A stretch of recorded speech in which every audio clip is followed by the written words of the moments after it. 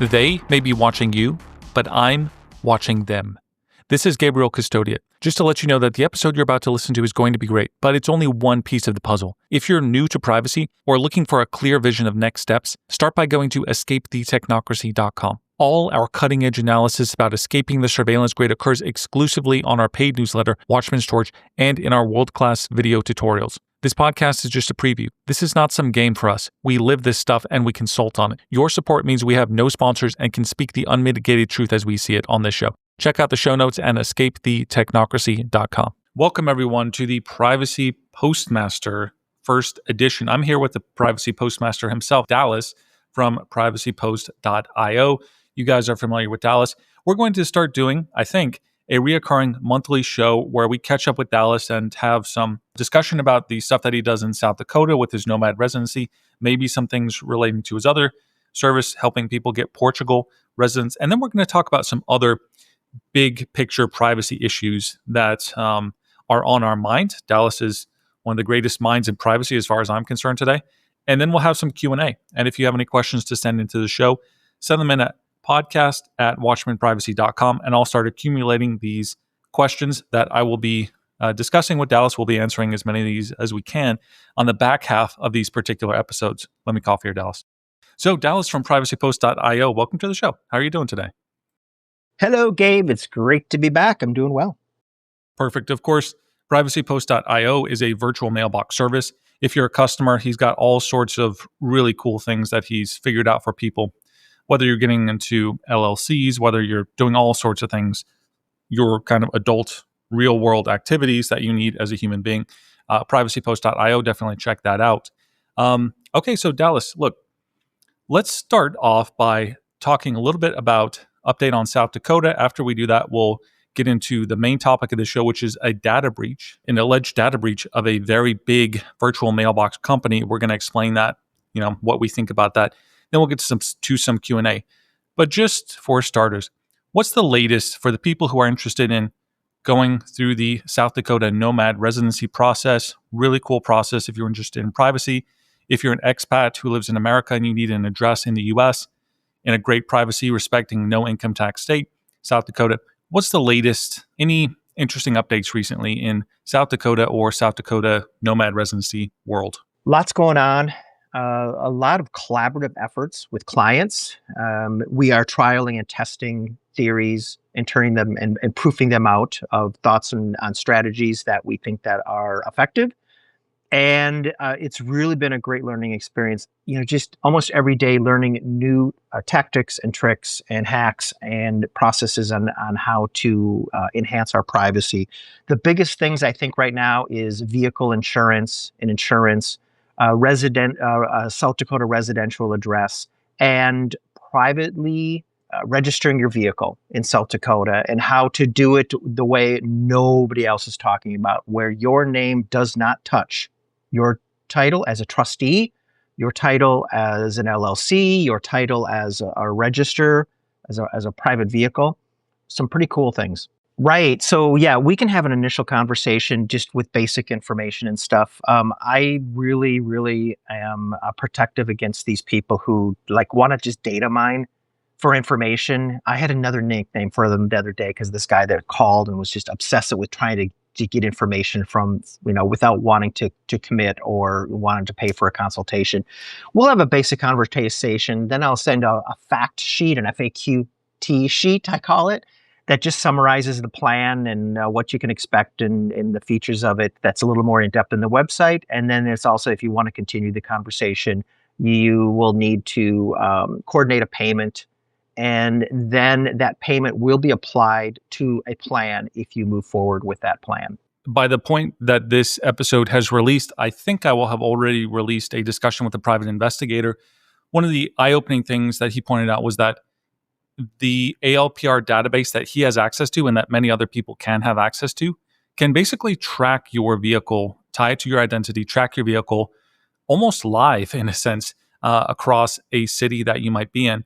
And so if you have not registered your vehicle with no connection to your name, that is absolutely a possibility. And what you have done, Dallas, you're aware of this as well. The process that you're describing is one where really one of the only ways to disrupt that particular ALPR process, potentially, right? You have to do everything correctly, but that's the only way that I've heard of is the methods that Dallas has been talking about. So if you're interested, definitely go reach out to him. I believe you will need to have a plan with Dallas for Privacy Post, and there's a lot of perks with being subscribed to his service and using his virtual mailbox service. All right. Any updates regarding Portugal? Actually, we had a question here, somebody asking about some of the recent election stuff in Portugal. There's a new right-leaning Portuguese political group that they're called Chega, and that basically means enough in Portugal. And as you can imagine, they're trying to make it more difficult for people to get Portugal residency, citizenship. That's kind of obviously the main goal of this group. Now, they have gotten into power recently, or they've enhanced their representation in the government. So what's the latest with that? And is the Portugal residency process, is this the end of it? No, so you were very clear on there. They are gaining more power, but they don't have majority.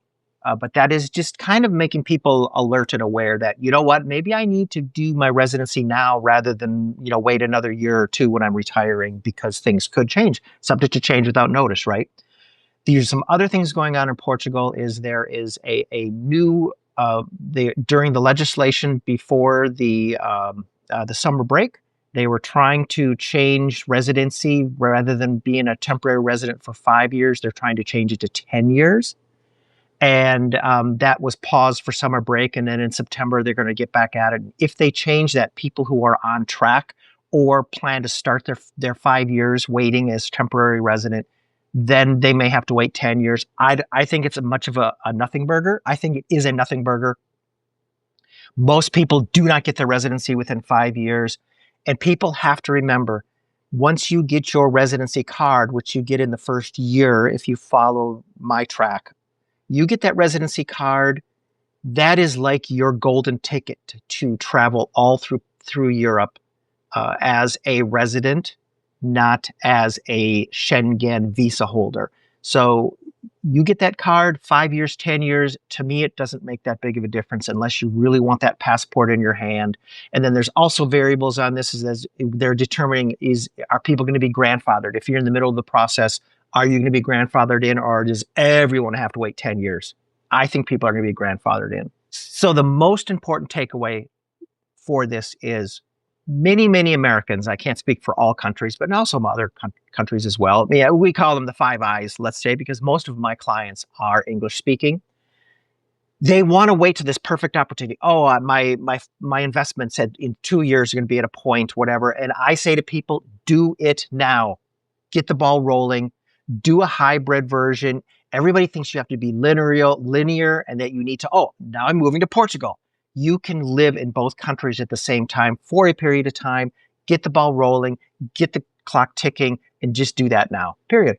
Absolutely. If you want to get started on Portugal, definitely need to start that now before things get more complicated and before the queues really start for this kind of thing. If you're interested in learning more about South Dakota, Portugal residency, we have a number of episodes. If you just go and search for South Dakota or Portugal or Dallas in the archives, you'll find them. And there is a course on escapethetechnocracy.com, the Ultimate South Dakota Residency Course. This will explain everything you need. Fantastic course walking you through all of the steps of the process. And that course will lead you to privacypost.io, which is Dallas's service. I don't get paid for recommending the service. I just believe in it. I think it's awesome. And Dallas is a really cool and professional guy. So let's transition to, let's call it the main topic of this particular Privacy Postmaster edition. And that is a alleged data breach. And we want to make sure to say alleged because the company itself has not come out to make a statement about this, but there is some evidence pointing towards it.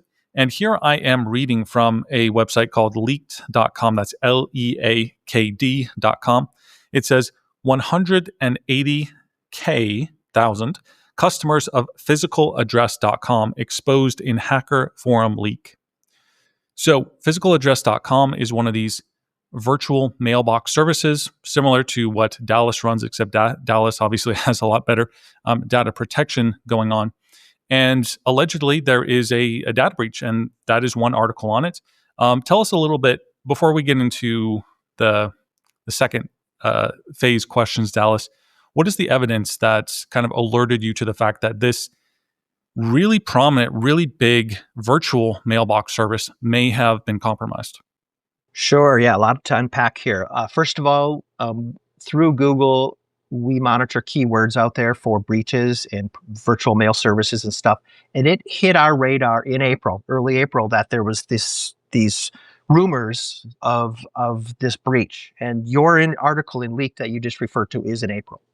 So we've been watching it in April, and we've been waiting for an official, disclosure that this happened. Nothing. It's been crickets and tumbleweeds from other sources and also from the physicaladdress.com. Then in June, there was a tweet from, I believe it was Dark Web Informer, that has said now the information is on the dark web. And originally that leaked article was that they're trying to sell it. They had samples of the data. Now all the data is on the dark web. Shortly after that, I started getting messages, inquiries for physical address clients who said verbatim, and I screenshot and made it anonymous, their emails, that their password manager is informing them that this password for their physical address, and they confirmed that it is a unique password that they specifically created for physicaladdress.com, has been breached and they should change it. Physical Address has not contacted them to tell them they've been breached and they need to change their password. There's been no official statement, so forth. Also, I've looked on Have I Been Pwned? And they do a list of breaches that's in their database, and they have not listed this as a breach. So I'm not sure what's going on. I have enough substantiating of evidence to say that, yes, this breach did happen. There's proof of it from a password manager that's notifying the user that this password has been breached and it's a unique password for physical address. So I say there's most likely a breach. It just hasn't been confirmed. How long do companies wait? Now in the EU, it has to be 72 hours. They're bound by EU law that they have to report in 72 hours. It's been since April, and there's no word out there that we can find. It's kind of mysterious. So by the way, you're speaking about Proton Pass, new password manager from Proton. And apparently it's informed you of data breaches that it has encountered. So that's kind of interesting, right? Like, where are they getting that information from? Also, that's just interesting as a service. And you had actually the person who sent you the email, they themselves reached out to physicaladdress.com, didn't they? And physicaladdress.com said no, they were not aware of a data breach. Is that right? That was a separate incident. That was another substantiating evidence here. So that's when I summarized all this to you, that was separate. So I have a new client in Texas that is doing a Texas strategy, and they then heard about Privacy Post, and now we're talking. They said, in the meantime, before I heard about Privacy Post, I established just a starter, a temporary address through a service in Texas. I said, what is the service? And he said, it's physicaladdress.com. And I said, okay, are you aware of the breach that happened? And they said, no, I was not aware of the breach. I said, how long ago did you sign up for physical address? He says, I signed up 2 weeks ago, and I personally asked them. I called them and asked them if they've been involved in a breach, not knowing about this breach at all. He knew nothing about it. And they said, no, we are not aware of any breach. And he was shocked for me to inform him and send him the links. And he's like, I can't believe this. And this guy is uber private. And he's like, I've been lied to. Right. So we'll keep using this word allegedly. I haven't, and I don't have the time to look in depth into a lot of these things, but we'll call it alleged. But I think there's a bigger point to be made here, Dallas, about, and this is one of the reasons why I decided to talk with you as much as I do, is because you're so extreme about your privacy measures, not just personally, but as a company, that it even puts me to shame sometimes. I'm like, dang, I need to keep up with Dallas. But you saw the belly of the beast. You were ideologically committed to privacy. And when all these other kind of big companies talk, oh, we protect your data, they're lying. They're absolutely lying for all the reasons I've discussed on the show time and time again. You have to bake privacy into your service at a really fundamental, deep level. You have to refuse to accept certain things, right? You have to use fully verified end-to-end encrypted systems. You have to have very few employees if you want a chance at having privacy. Talk a little bit about what you do at Privacy Post that makes you, we're not going to say immune, but much less likely to have a data breach, because I find that very attractive your service and the steps that you've taken to mitigate these sorts of things. Yep. Okay. So I think the first thing is we have a very manual process, and we do not store anything in the typical cloud service that you do not have possession of your keys.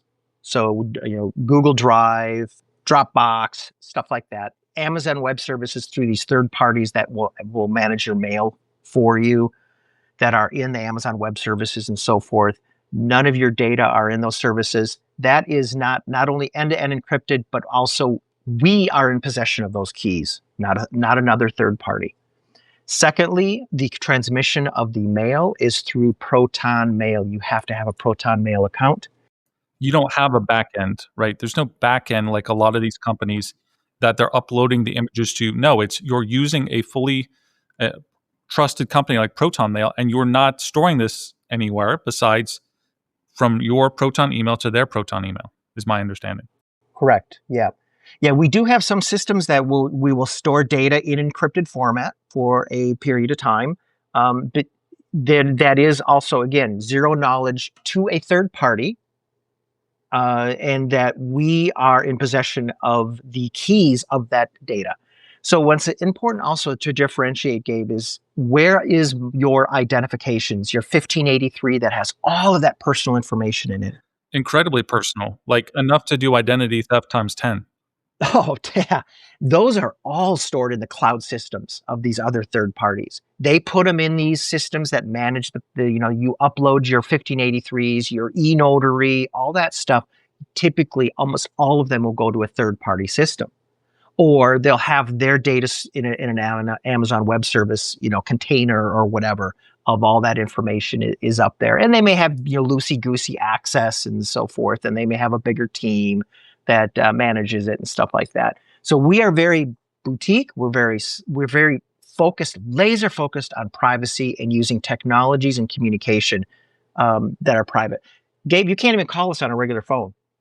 I had a guy call and says, "Yeah, I found you on ChatGPT and I wanted to talk to." And they called on a commercial line. Says, "You're not calling That's World Post, Privacy Post. You can't call us on comms. You got to move over to Proton Mail or Signal."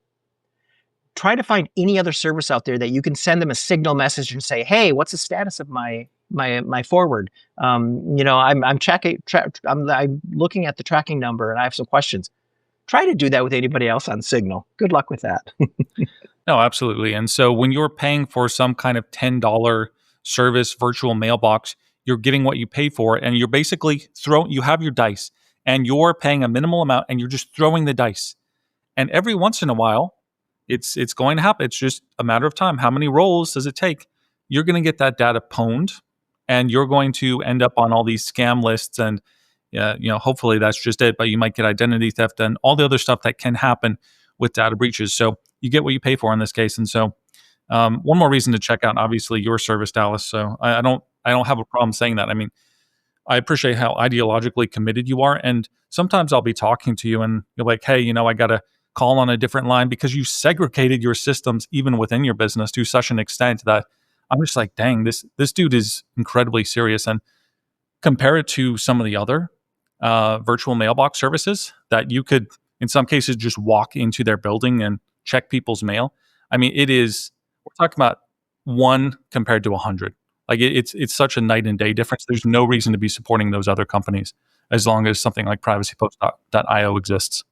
Yeah, and it is so easy to social engineer a store. Let me be careful here. That receives packages, and they're a 3-letter acronym that they're all over the country. It is so easy to social engineer in there to get somebody else's mail if you want it, because they don't do the forwarding. They do the forwarding only. They don't do the cloud mail. But one more thing I want to just emphasize and bring up with this, Gabe. Almost every week, I get another notification in the mail for people that I'm scanning it for them and they want to read it, and I scan it. So I do see, I don't completely read it all, but I'll take note of the headline or whatever. Notice of data breach. There's a data breach going on right now and I can't even pronounce the name of this company, Ahold Delhaize. It is a huge breach that a lot of clients have been getting notifications on. And of course, it's the typical thing. We value, your data privacy is our utmost priority. It's the same old stuff. And it's happening all over the place. And so you want to mitigate and minimize the opportunities for your data to be breached. Absolutely. All right. So that's enough of the alleged data breach at physicaladdress.com. Let's pivot to our Q&A session, Dallas. And this is going to be a new segment. I hope people appreciate this. We're trying to be in tune with some of a previous privacy podcaster who we both have appreciated in our time, who was joined by another gentleman, and they just talked about a lot of the lifestyle privacy issues that have cropped up. And I thought that was an immensely useful way that they did it. And we're just going to try to replicate that a little bit, get some Q&A from listeners. You can email podcast@privacy.com, and we'll try to answer these during our monthly Q&A sessions. And yeah, let's just start it off here, Dallas. A lot of people have reached out to me and they've asked, what's private messenger? Like, what is the private messenger that you use?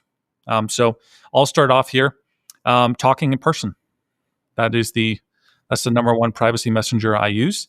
Obviously, as soon as we touch a computer, we're trusting code, we're trusting all sorts of things. So talk in person as often as you can. I'll just say a couple other things here. Voice chat is a lot better, just overall, everything else being equal. I'd rather phone somebody than send them an SMS, for example, because your phone, it's a lot more difficult to track what's going on in a voice phone call. So I'll always prefer a voice conversation to a text conversation. So that's one thing.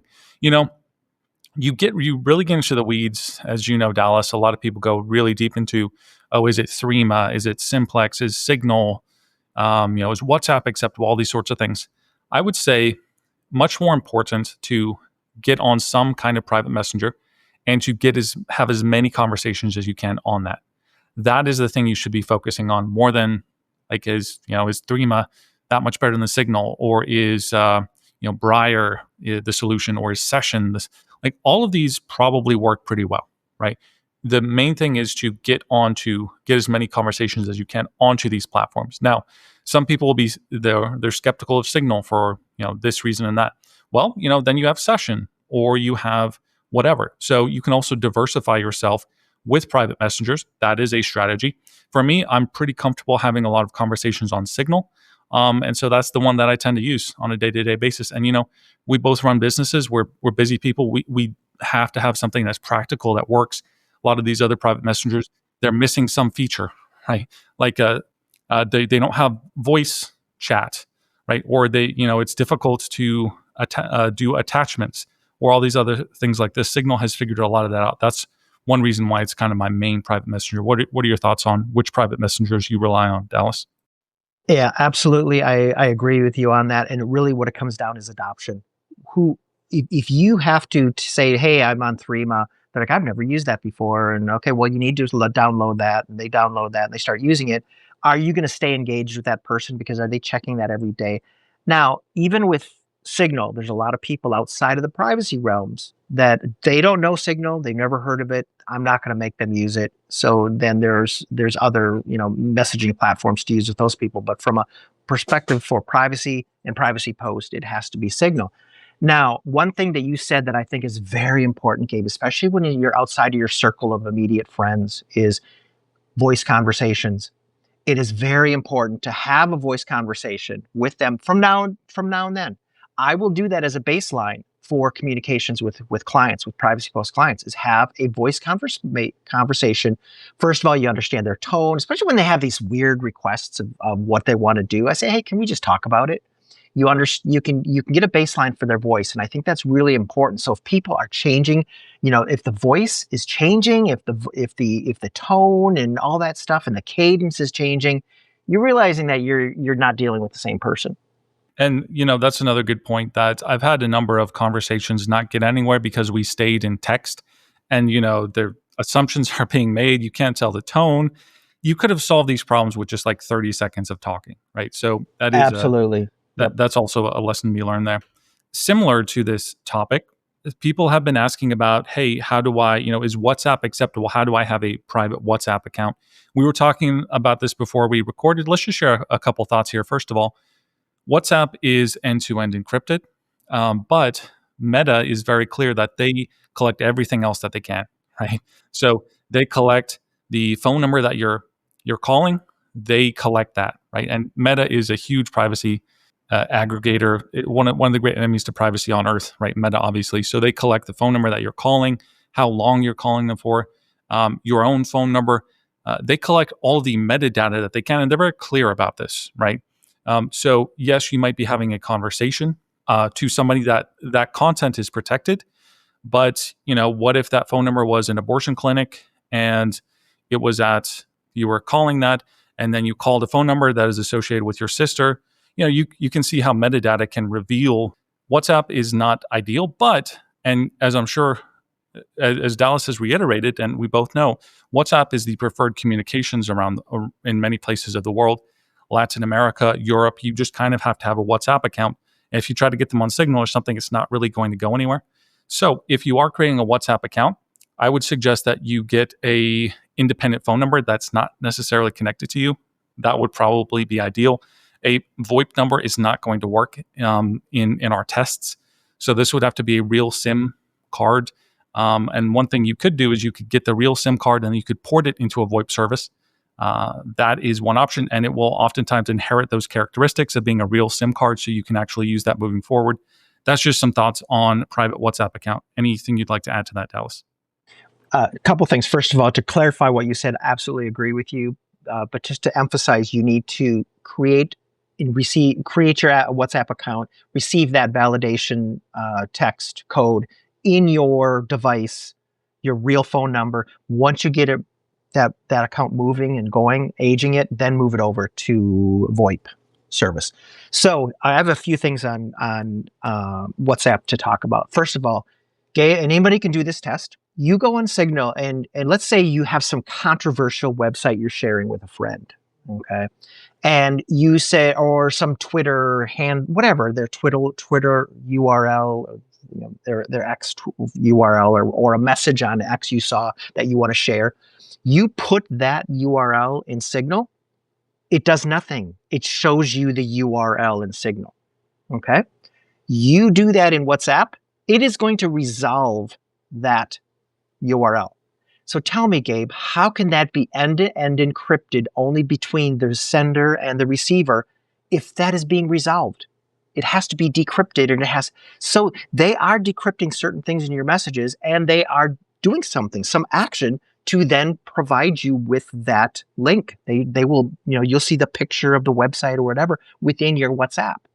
Right. Are you tracking with me on that? No, that is absolutely. significant. So not for anything subversive, WhatsApp, but you need to talk to some towing company that in Spain is only has a WhatsApp number, or their whatever. That's what it's for. But obviously, anything subversive, anything. Now, I would hope you would be talking about more subversive things with friends and family.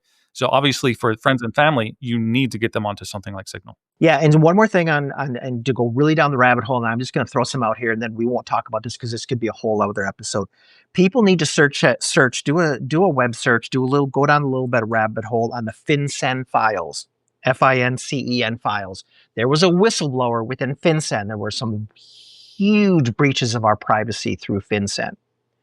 And I won't go into that because that's a whole other conversation. But this whistleblower who was with that agency that said, this isn't right. We're spying on Americans, almost like a Snowden. This was kind of a Snowden event. And this was pretty much hidden from all of us. This was within the last 3-4 years. This whistleblower was convicted for disclosing, government information or something like that. It wasn't espionage, but it was government information, simply by the metadata of this whistleblower's conversations with a reporter.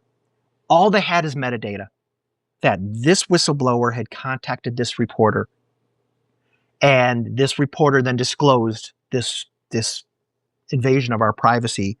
And this whistleblower's conviction primarily was just on metadata. So just remember that, how much metadata that Meta, part of their name, is collecting on you when you use WhatsApp. I would love to get rid of WhatsApp completely. I unfortunately, to run a business in other businesses and other so forth, I have to use it. Right. And you're going to cut yourself off from a huge economy if you are traveling. And, Americans don't like using WhatsApp, but elsewhere you're really cutting yourself off if you don't have a WhatsApp to get. Okay, moving on here. Do you use a dash cam on your vehicle? I'll start this off. It's something I've been looking into recently. The main reasons why you would want a dash cam. What is a dash cam? Well, it's a camera that's basically pointed forward in your vehicle and potentially backward if you want, so that you can record any collisions to present it as evidence in the event that you have a collision, an accident. So you have the proof that is required. Maybe if somebody's, there are some that you can run while your car's off, but usually it's while it's running. So if it was, if your car was off and you have it running, you could, record burglaries and things of this sort. So just a couple quick thoughts on this. I have not traditionally done it. I am looking into it. There are obvious security reasons why you would want to, which I've just described. You got to be careful about it. You want ones that you're in control of, probably with a micro SD card. And then you have to realize that the micro SD card, do you leave it in there, right? That is evidence of where you've been, et cetera. That could come back to compromise you. So there's a lot of things you have to think through. In general, I think people should definitely think about it. I'll be writing an article on this in the Watchman's Torch newsletter in the upcoming weeks or months here. Yeah, that's kind of my initial thoughts on dashcams. Your thoughts, Dallas? Similar to you, I think it's an absolute important priority to have, at minimum, a forward-facing camera. You just never know when it comes down to whose word against whose word when there's an accident. And there's a lot of amoral people out there these days. Yeah, or they're connected with the police. I've had situations that happened to me. One of my clients was saying that they got into an accident where this person ran a red light, and it wasn't a major accident. There weren't any injuries, but ran a red light, and then this person T-boned the person, totaled both cars. The person in the other car says when they called for the police, this other person asked for officer so and so. Please send officer so and so. Oh boy. What? And when you think about situations like that, is how is that going to run? How is that going to end for you in the police report? And then again, to what you said too, I agree. Be careful. A lot of these ones you get on Amazon and stuff, they'll do GPS. They'll sync everything to the cloud. Try to keep everything local on your car, your vehicle, and also maybe change out that SIM card on a regular basis. Don't just delete it because all that information is still on there. Don't just reformat it within that device. You really should be bringing that that SD card in and completely wiping it. Maybe have a couple of them in your car and rotate them out. It's better to have a smaller card than a larger one. Then you're less apt to continue to be saving all this information. And really, you want this information, you don't need something, what happened 3 weeks ago? Most of the time. You need it for the right at that moment when that incident happened where you want to view that data. Let's go just a little bit faster here, Dallas, so we can cover more of these. Somebody has asked us, do you get a lot of strange email requests or message requests for consulting or other things? And what are things that you just don't respond to? That's kind of an instant block. Yeah, for me, obviously we get a lot of weird requests. If I'm working with somebody, if I'm consulting them, obviously there is risk in me doing it. I can't just talk about anything, right? Am I being set up? There's all sorts of things that you have to realize that we're dealing with. Okay. And so things, for example, if you message me and you say anything about moving from this currency to this one or something like that, you are blocked before I even finish that sentence. Okay. You're perma blocked before I even finish that sentence. Do not ever send me anything like that. I will usually ask if people want to consult, hey, give me a general idea of what you want to talk about. And you have to realize we can't just discuss anything, right? There are risks to what we do. So just a few thoughts on that. What about you, Dallas? Absolutely the same. Changing my introduction to consultations, I don't want to tell you like a term of service or whatever. These are the things you cannot bring up in the conversation or engaging in our conversations. Non-KYC, potential possible fraud, deception, anything that looks like it could be illegal or shady. Don't bring that up to me. I don't want to hear it, and I'm not going to help you. And secondly, people who signal for a conversation, there's no context to the reason they're reaching out. I just get a signal saying this person, wants to message you, yes or no. And you don't give me in, and you can send context like, hey, I'd like to talk to you about a privacy plan or something. These people, and you can tell by these stupid, weird, it looks like they just spun up a signal. They don't even say nothing. I'm not going to respond to that. In fact, I'm not even going to respond to you to tell you I'm not going to respond, because I have to accept that conversation. I am not going to accept that conversation. I'm going to completely ignore you, and I'm going to block you. Okay. Just these super privacy people, they're a waste of my time, and they're very irritating. You have to be somewhat transparent for your privacy.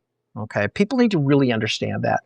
No, that's exactly it. And look, in a different life, I would be one of those people, right? But you have to realize when you reach out to somebody like us, I would love to talk about just anything. Sure, I would love to. And am I morally opposed to various things that I don't want to talk about? No. But, I've got my own risks, okay? And I'm a public person, and there's always the potential that you're getting set up for these things. So I have to be cautious. I have to have a certain amount of protection because, and that's simply it. Moving on here. Somebody wants to know, as we both run small businesses or independent businesses, what do you do with your accounting or record keeping as a small business to be maybe more sovereign with your data or more privacy focused? I'll just say here that when people get into running their own business and they're told, hey, you have to get QuickBooks subscription and then, sync this and that. So when you take a photo of your receipt, it automatically gets uploaded here and there. I don't think you really need to do that unless you have some really complex operation, which you're probably not starting with. You should probably just get a physical scanner. You could also take a photo on Signal of a receipt, save that to your physical computer. You don't necessarily have to upload that anywhere. Just back it up like you would other data, and have a basic kind of spreadsheet about, hey, here's the cost, right? Here's the cost. Here's what it's for. Here's the date, and just do that as manually as you can. That's one simple thing: is don't buy into all these hyper integrated this and that and all the rest. Keep it local and keep it minimal. You don't necessarily need as much as you might think you would need. That's just one thought there, Dallas. Yep, I agree. And one thing that I know is that's very, very FOSS friendly is Invoice Ninja. You can run that locally, and it's the same level of application as if you were to do their subscription plan. So Invoice Ninja is a great, if you're doing invoicing, if you're having to invoice. Another great application that you can run on a local machine, just mind your backups and stuff like that, is GNU Cache, GNU Cache. It works really good. I have used that in the past. I may use it again, but that's another great application to use, is GNU Cache. Yeah. And I'm trying to think of other things I use, but for the most part, I don't use a whole lot. I just keep it really streamlined and simple. And I think that is something that people can take to heart. Okay, another question here, Dallas. What conferencing software do you use to talk to people when you have a business meeting or something like this? You've mentioned that you have a Signal account. I talk to plenty of people on Signal. Let's say, though, it's not a Signal contact. What would I use? Well, I like Brave Talk. This is a variant of Jitsi that the company Brave is running. It works very well, I have to say. Why am I not using Jitsi? Well, you have to create an account these days. Basically, what was it, a year or two ago, Jitsi came out and said, oh, now you need to have some kind of an account, which you have to create through GitHub or Microsoft or something. And of course, as soon as I create an account on GitHub, it instantly bans me because I'm suspicious. So that's not an option, right? So Jitsi basically didn't like the controversial things that they thought were being talked about on their platform, and they made that restriction, is my understanding. So that's pretty spineless of them. Brave basically took that and restored Jitsi to its original, hey, you just go to Brave Talk and you spin up a meeting and you can share that link with somebody, and sure, you can have a password and all the rest. And so Brave Talk is a big one that I use these days. Signal when I can. That's what I'm looking at. What about you? So Wire, I do mostly everything on Signal. All our consultations, when we do either audio and video. The only time we really do video is KYC.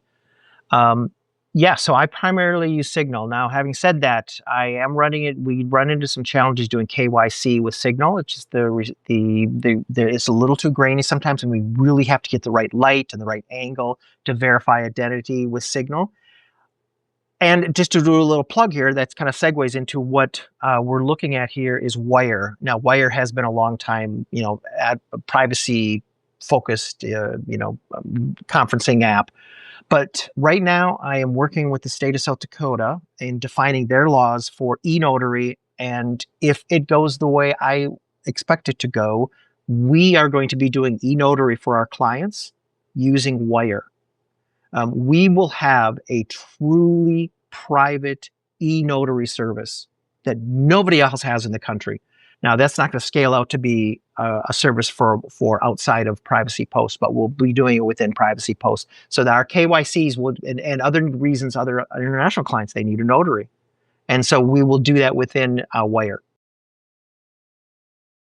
Gotcha. Yeah, Wire definitely still an option. They make it difficult to get to the individual part of their website where you do individual calls. It's kind of corporate focused, but that's something that Michael Bazzell frequently recommended. And usually when I find people talking about Wire, it's, oh, you must have read Michael Bazzell back in the day, and yeah, they did. But yeah, it's a reputable piece of software, and not a bad idea by the way, as we said, to diversify the different places that you talk to people. That's always a good idea as well. Okay, another question or two here, Dallas, and then we'll wrap it up. What do you do if you go to a place and they don't accept cash? So for me, you can have a prepaid Visa card for those sorts of situations. That'll usually get you out of that awkward spot. But usually, I'll make some kind of joke to them like, "Oh, cashless society. When has that ever gone wrong?" Right? And most of these people don't get the joke. They don't appreciate it because they're brainwashed normies that are going to the deepest level of hell. But I'll make a joke. Maybe I'll continue the transaction. Other times I'll just back out and leave. And I did this recently. I think it was a car wash, and they decided they were cash only one day. All right, get me out of here. And I'm leaving a bad review on Yelp. Obviously, I'm not going to go to Yelp, but that's what I promised them unless they switched it up. I will say though, Dallas, like people do have an obligation to be using cash in person. You absolutely have an obligation. That is your responsibility as a privacy sovereign person. Do not use your credit card. Like, you don't have any reason to be using your credit card in person. You need to be using cash. You have an obligation to that. Not crypto. Okay, not crypto in person. Ken, what are your thoughts on going to a place and they don't accept cash? I can't think of a time that cash wasn't accepted. And what I'm doing more, Gabe, is when I do not pay cash, I have been using the pay services on mobile devices more, and I've been looking at the receipts. I've been doing some analysis of that. It really keeps your name and your identity off that receipt versus giving them a credit card that they're going to scan or whatever. And now privacy.com, you can link that within your pay services on your mobile device as well. And there are some, mobile manufacturers or device manufacturers that are more private than others. I think that's a great alternative if people are struggling with having cash all the time with them or so forth. But I always cash is king first. But and if they aren't going to accept cash, I do have some these Visa cards now, but it's hard to manage those. Keep them up, keep a value on them. You get the straggler cards with $12, $13, $5. What do you do with them? It is a lot of work, and it comes down to time versus money. No, I agree. Basic thought on that is max it out, right? Get the maximum $500 on a Visa card. Don't go like, $100. Just make it worth your time. Get the max $500 on one of those Visa prepaid cards. And then when you get down to the bottom, when you think you're about to run out, go ahead and purchase a second one. When you do run out, you'll have the second one ready to go. But in general, just don't go to places that don't accept cash. I think that is definitely something. Yep. Yeah. And the Visa card thing, if you have a $500 one, Gabe, just a thought on that for me personally, I'm going to lose that thing. I'm going to lose it somewhere. Can you upload those onto like an Apple Pay or something, do you think? Yeah, that's a good idea. Yeah. I think that could work. Of course, you have your own identification tying to your Apple ID and such, but I believe you might be able to do that. But okay, one final question here. What are my options if I don't want to use a traditional ISP at my home? This is something that we're both familiar with, especially you, Dallas. We have a couple options here. We have cellular routers. We don't have to go into the details here.